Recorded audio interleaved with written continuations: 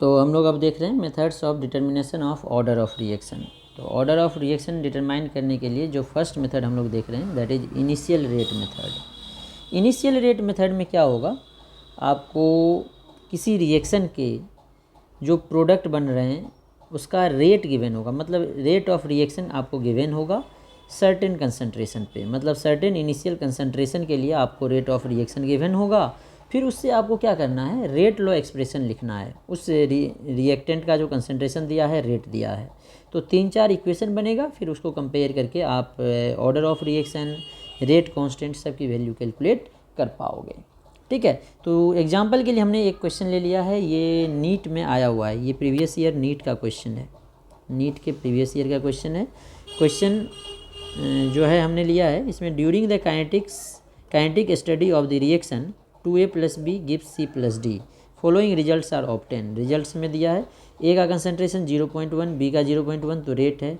Different concentration, देखो जो reaction है a रिएक्टेंट है, b रिएक्टेंट है, और जो रेट है उसी तरह डिफरेंट कंसंट्रेशन पे क्या रेट आएगा वो दिया हुआ है। तो इसमें बोला है इसका रेट लॉ एक्सप्रेशन क्या होगा, के टर्म में ही, मतलब के की वैल्यू तो कैलकुलेट नहीं करनी है, लेकिन पावर क्या होगा, मतलब ऑर्डर ऑफ रिएक्शन हमें कैलकुलेट करना है क्या आएगा। तो देखो फर्स्ट रिएक्शन से जो हमारा फर्स्ट डाटा है, फर्स्ट एक्सपेरिमेंट से सबसे पहले हम लोग क्या करते हैं, जो हमारा रिएक्शन है, रिएक्शन हमें दिया हुआ है 2a + b gives c + d, 2a + b gives c + d। तो यहाँ से रेट लॉ एक्सप्रेशन लिखते हैं, आर एल ई क्या हो जाएगा बच्चे, r = k, a का पावर अल्फ़ा और b का पावर बीटा। तो अगर हमें अल्फ़ा और बीटा निकाल लें तो हमारा आंसर इसमें से कोई एक आ जाएगा, जो 4 ऑप्शन है, मतलब ऑर्डर ऑफ रिएक्शन हमें निकालना है। तो 4 जो एक्सपेरिमेंट दिया हुआ है, इस चारों एक्सपेरिमेंट से हम लोग रेट लॉ एक्सप्रेशन निकालेंगे। फर्स्ट एक्सपेरिमेंट से आर की वैल्यू क्या आएगी, के, ए का वैल्यू क्या है 0.1 का पावर अल्फ़ा, बी की वैल्यू 0.1 का पावर बीटा, इक्वेशन 1 आ गया। उसी तरह सेकेंड से निकालेंगे तो आर = क्या आएगा, के, क्या दिया है सेकेंड में 0.3 और 0.2, और आर की वैल्यू भी हम लोग यहीं पुट कर लेते हैं, एक ही बार में सारा कर लेते हैं। जब 0.1 है तो आर की वैल्यू है 6 × 10⁻³ और जब ये 6 × 10⁻³, जब 0.2 है तो 7.2 × 10⁻², तो क्या है 0.3, 0.2, तो 0.3 का पावर अल्फ़ा और 0.2 का पावर बीटा आ जाएगा। इसको इक्वेशन 2 मान लेते हैं। फिर थर्ड में जो इक्वेशन थर्ड एक्सप्रेशन है उसमें आर की वैल्यू क्या लिया है 2.88 × 10⁻⁻1, 2.88 × 10⁻⁻1 क्या होगा, के, कंसंट्रेशन क्या लिया है, ए की वैल्यू 0.3, बी 0.4, तो 0.3 का पावर अल्फ़ा और 0.4 का पावर बीटा, इक्वेशन 3 बन जाएगा।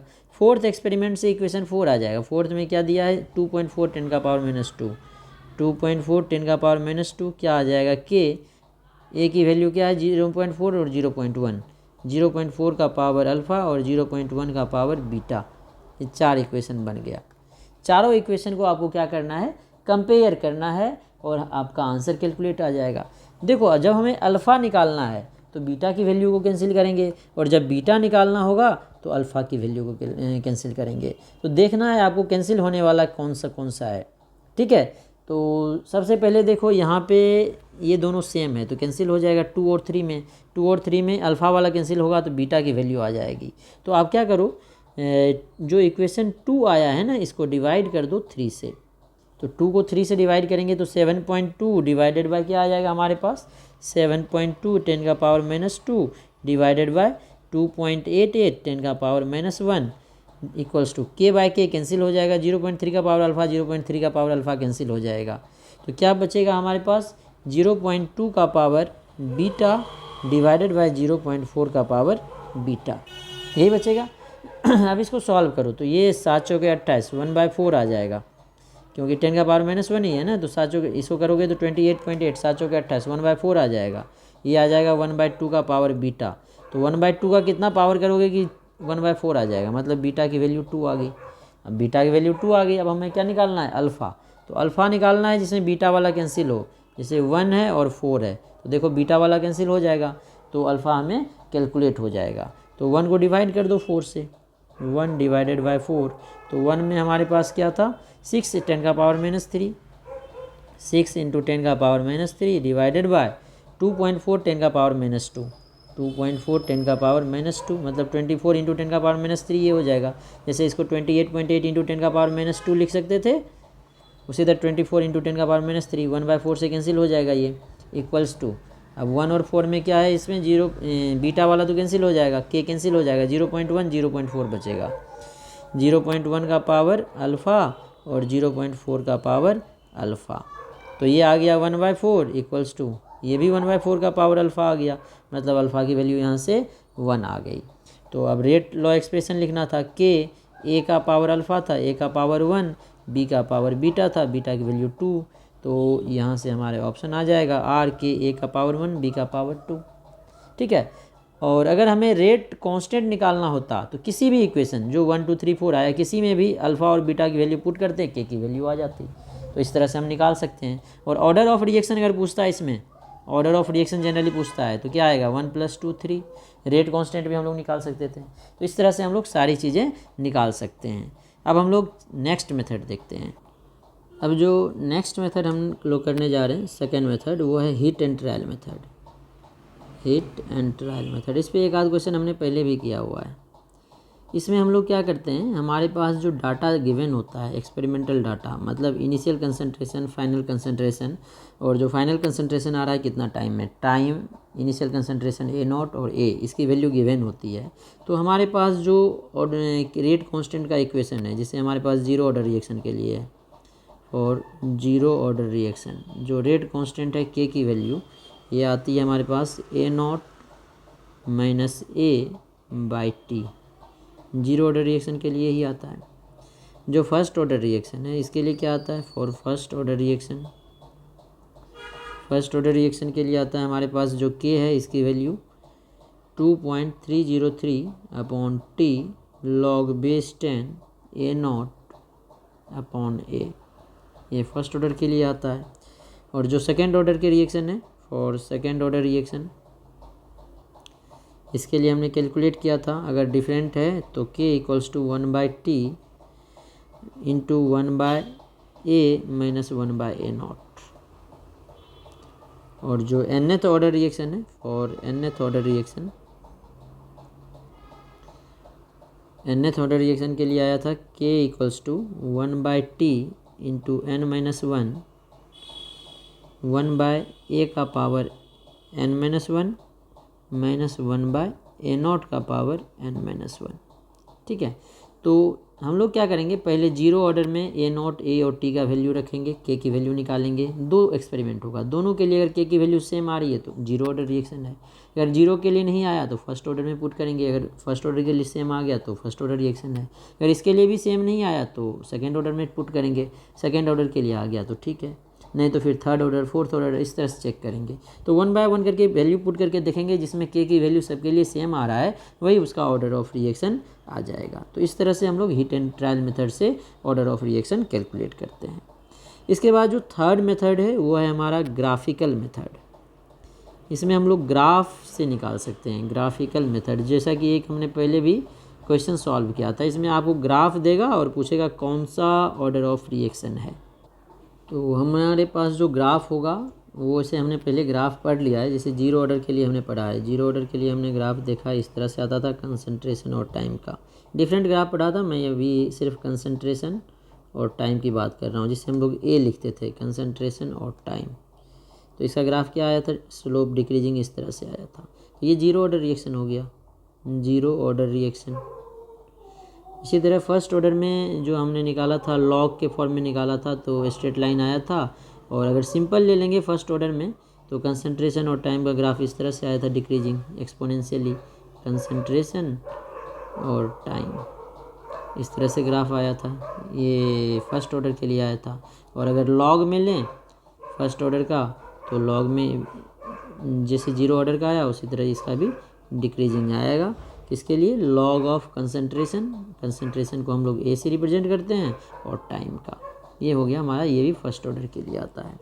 उसी तरह सेकेंड ऑर्डर में अगर हम लोग देखेंगे तो इसका भी ग्राफ जो है स्ट्रेट लाइन ही आएगा सेकेंड ऑर्डर का, लेकिन इंक्रीजिंग आएगा, क्योंकि ये भी हम लोग 1/A और T के बीच देख रहे हैं।